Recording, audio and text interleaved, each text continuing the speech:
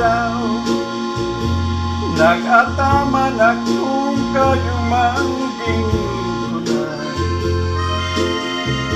Nadakop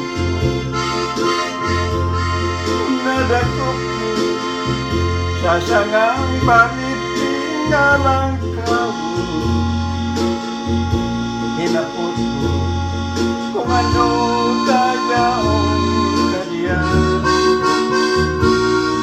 Ang simbang sa sako maray man diraray sa dating tugnunan.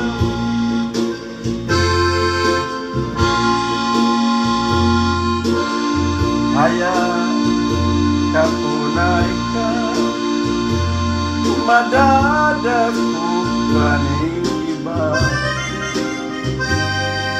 Ilalaog ka sa hawlang may siradura. Yang ka na magtitios ning Panginoon ning pagkatlan. Yang ka na upunay